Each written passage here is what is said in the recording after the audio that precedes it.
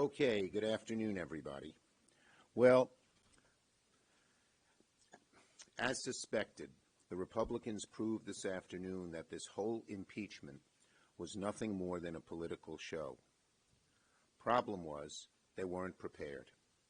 We had offered to have an open and public debate and votes on multiple resolutions by Republicans. Rather than taking that time to hold the debate that Republicans claimed was imperative, they denied our fair and reasonable offer and didn't seem to know what to do.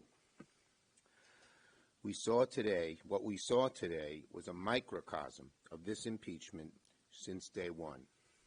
Hallowed, frivolous, political. And we felt very strongly that we had to set a precedent that impeachment should never be used to settle policy disagreements. I felt that very strongly. This is the first impeachment I can recall. You look at history. None were done because there were policy disagreements. If we allowed that to happen, it would set a disastrous precedent for Congress, could throw our system of checks and balances into cycles of chaos. Any time the House would want to just shut the Senate down, they could send over another impeachment resolution and could create frivolous impeachment trial after impeachment trial. So I felt it really important.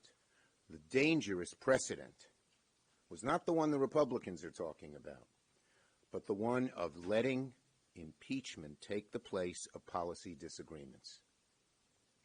Cabinet person after cabinet person could be subject to this. We cannot have that happen, and I felt that that's what the Senate had to do to step up to its responsibilities. We're supposed to have debates on the issues, not impeachments on the issues. We are not supposed to say that when you disagree with someone on policy, then that's suddenly a high crime and misdemeanor. That would degrade government.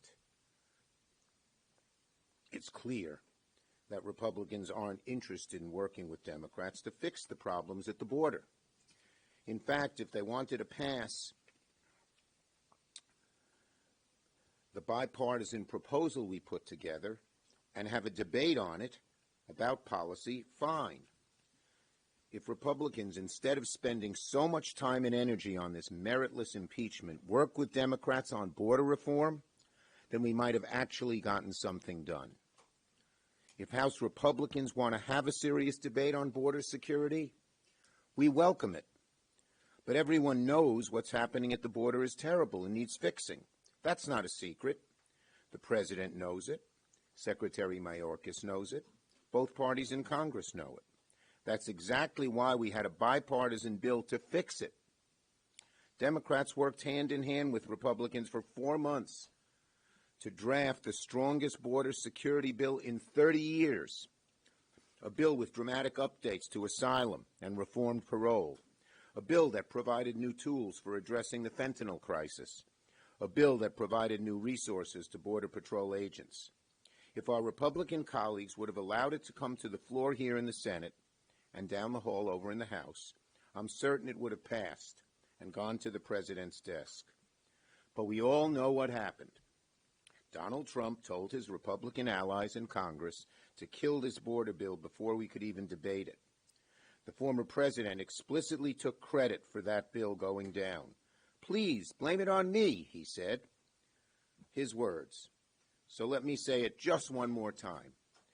If Republicans, instead of spending so much time and energy on this meritless impeachment, worked with Democrats on border reform, we might have actually gotten something done on this very serious issue.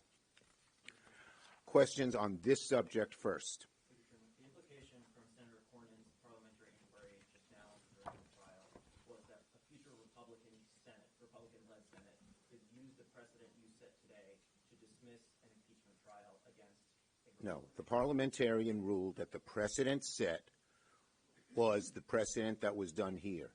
Don't use impeachment for policy disagreements, whether it's with a president, a cabinet secretary, or anyone else. You're not worried that Republicans will do that? No, we have made it clear clear that you don't use policy disagreements for impeachment. And I don't care who it is, president, cabinet secretary, or anybody else. And if we didn't make that clear, it would have been much worse for what you're talking about.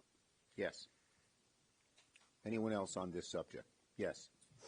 Your point of order was that the Article 2 allegation did not actually allege a high crime or misdemeanor. The allegation was that the Secretary lied to Congress.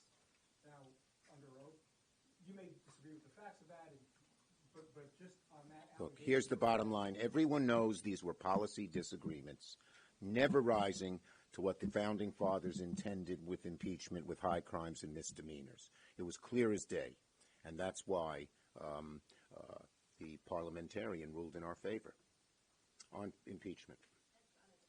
Anyone else? Yes. Mike Lee is very upset, and he says that he's going to retaliate by slowing business on the Senate floor, like he did earlier this week with the motion table, the motion proceed. What is your response to his threat? We have so many things. We have so many things we have to get done for the future of this country that I don't think that is an appropriate reaction.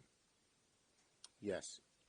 When will the Senate take up the House 4A bill that they plan to vote on Saturday, and do you think it'll pass? Do you mean the supplemental? Well, their version of it, yes.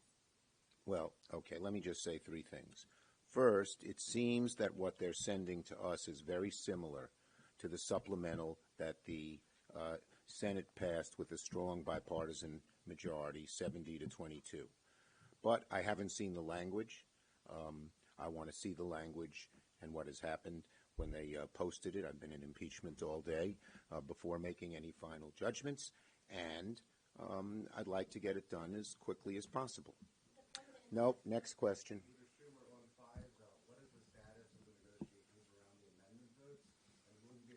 I'm filing cloture tomorrow to move forward on FISA. We still don't know the amendments on either side, so we can't specifically lay out what's going to happen until we see what those amendments are. I think right now that the impeachment trial has been concluded, each side is going to look at what amendments different members want. Yes.